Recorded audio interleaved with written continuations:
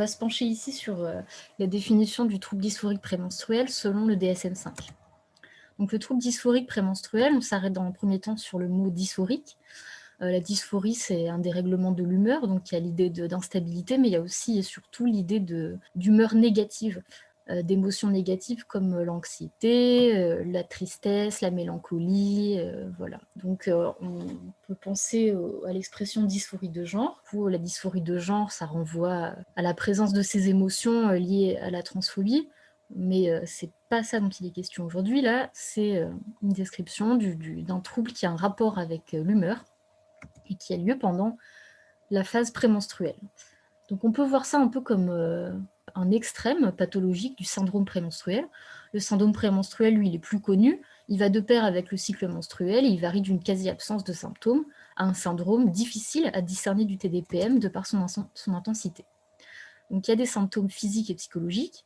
Les symptômes physiques, c'est problèmes digestifs, acné, poitrine douloureuse, fatigue, chute de tension. Les symptômes psychologiques, c'est une humeur instable, de la tristesse, une difficulté à gérer son stress, une irritabilité. Le trouble dysphorique prémenstruel, lui, il est défini de façon très précise. On va voir, il y a des critères à remplir pour le diagnostic. Les symptômes, ils doivent apparaître lors de la dernière semaine de la phase lutéale. La phase lutéale, c'est les 2 dernières semaines précédant les règles. On doit constater qu'après les premiers jours des règles, les symptômes s'estompent et que pendant la semaine qui suivent les règles, les symptômes sont moindres, voire absents. En plus, au moins 5 des symptômes présentés ci-dessous et au moins un des 4 premiers doivent être présents. Donc les 4 premiers en question, c'est une instabilité émotionnelle prononcée, une irritabilité ou une colère prononcée, ainsi que des conflits interpersonnels accrus, une humeur dépressive prononcée avec des sentiments de désespoir, des pensées critiques envers soi-même, une anxiété prononcée, des tensions, sentiment d'être tendu ou sur les nerfs. Les autres symptômes qu'on peut observer, c'est un intérêt décroissant pour les activités habituelles, le travail, école, amis, passe-temps, des difficultés de concentration, une léthargie, c'est-à-dire fatigue extrême, manque d'énergie, un grand changement d'appétit qui peut aller jusqu'à de la boulimie ou des envies alimentaires spécifiques, de l'insomnie ou de l'hypersomnie, un sentiment d'être dépassé ou de perdre le contrôle, et puis il y a aussi les symptômes physiques tels que la sensibilité ou le gonflement de la poitrine, les douleurs articulaires, musculaires, le gain de poids ou la sensation de ballonnement qu'on peut retrouver dans le SPM. Il faut que les symptômes soient source de détresse ou interférer avec le travail, l'école, les activités sociales habituelles ou les relations avec les autres. Par exemple, le fait d'éviter les activités sociales, la baisse de la productivité ou de l'efficacité au travail, à l'école ou à la maison.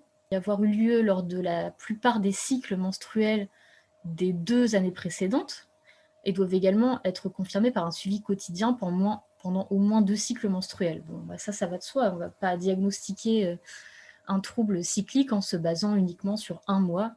Donc les symptômes, ils ne doivent pas être les symptômes d'un autre trouble, même s'il est possible d'avoir plusieurs troubles, et ils ne doivent pas être le résultat de la prise d'une substance, drogue ou médicament, ou d'une autre condition médicale. On voit un cycle moyen, qui dure donc en moyenne 28 jours, avec une ovulation au 14e jour, une phase folliculaire avant, une phase lutéale après, 4 types d'hormones qui sont en jeu, les hormones stéroïdes LH, FSH, œstrogène et progestérone. La LH, elle ne nous intéresse pas tellement, comme la FSH, elle est assez plate, assez continue avec un pic au moment de l'ovulation.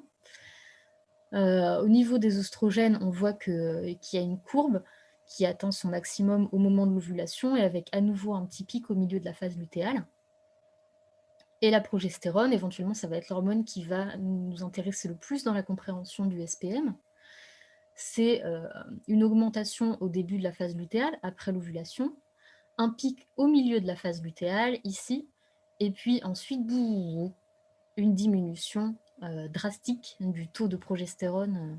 Donc jusqu'à présent, on a parlé de la symptomatologie, c'est-à-dire qu'est-ce qui se passe quand on a ce trouble. J'ai oublié de préciser, mais le trouble dysphorique prémenstruel est classé dans les troubles dépressifs dans le DSM.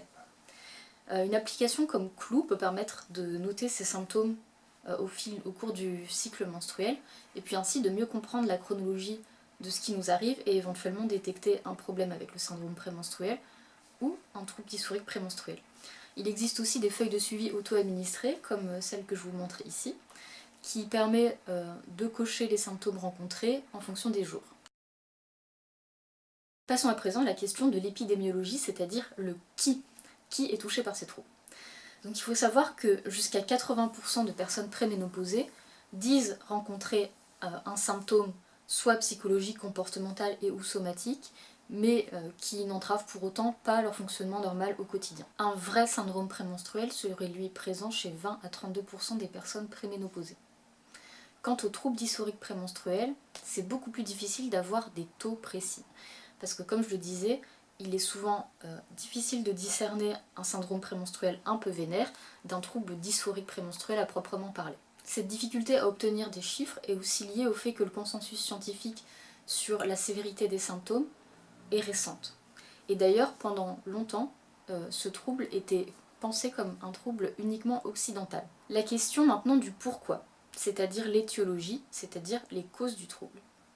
Eh bien, tout d'abord, il faut savoir qu'elles ne sont pas vraiment comprises à l'heure actuelle. Pour obtenir un diagnostic de trouble dysphorique prémenstruel, il faut passer par une étape de diagnostic différentiel en écartant d'autres causes, comme par exemple l'hyperthyroïdie, l'endométriose, des ovaires polykystiques ou encore de l'anémie. Néanmoins, des données plus actuelles semblent pointer dans le sens d'un déficit du circuit sérotoninergique et en tout cas une perturbation du fonctionnement du système sérotoninergique chez les femmes avec SPM et TDPM. Pourtant, les personnes atteintes du trouble dysphorique prémenstruel ne semblent pas avoir des taux hormonaux différents des personnes qui n'en sont pas atteintes. Une des pistes de compréhension, c'est l'hypersensibilité aux fluctuations hormonales, en particulier la progestérone et les œstrogènes, et le lien que ces hormones ont avec les neurotransmetteurs sérotonine et dopamine. Le modèle épigénétique, qui étudie l'interaction entre le patrimoine génétique et les facteurs de l'environnement qui permettent l'expression de nos gènes, est une piste vraiment intéressante pour comprendre le trouble dysphorique prémenstruel.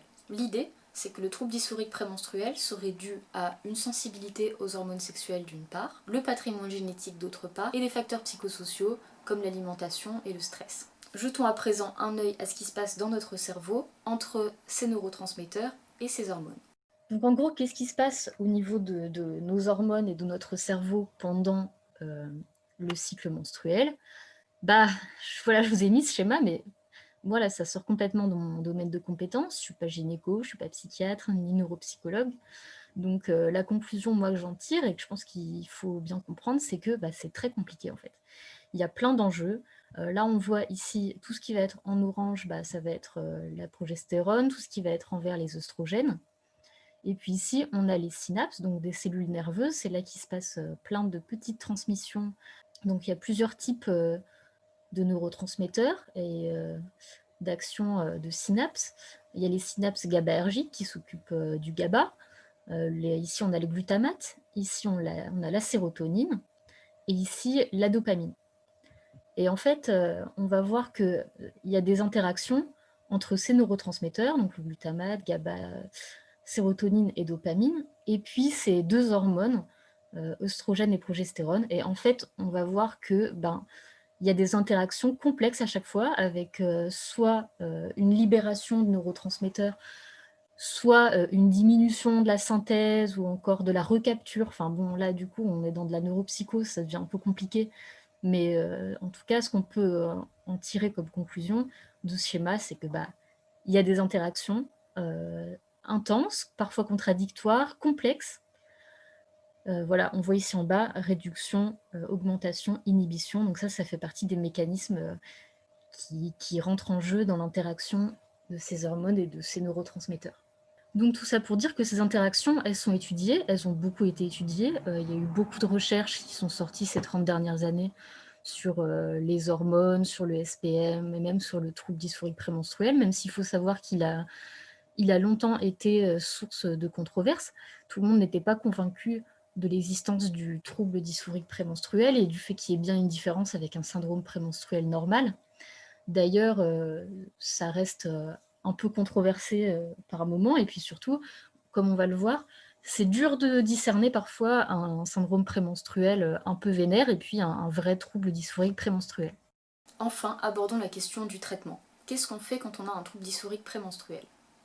Il faut savoir qu'il y a deux types de traitements privilégiés, un traitement endocrinologique, c'est-à-dire la prise d'hormones, et un traitement psychotrope, c'est-à-dire qu'on va prescrire des antidépresseurs, et notamment en particulier des inhibiteurs sélectifs de recapture de la sérotonine, c'est-à-dire des antidépresseurs très courants et qui constituent actuellement le traitement de choix pour le TDPN. Ce traitement peut être administré de façon intermittente pendant la phase lutéale ou en continu. Les études ne semblent pas démontrer une plus grande efficacité de l'un ou l'autre. Par ailleurs, certaines études encouragent la prise de magnésium et la supplémentation en vitamines. Il peut aussi être conseillé d'entreprendre une TCC, c'est-à-dire une thérapie cognitive et comportementale, pour apprendre à mieux vivre avec ces symptômes.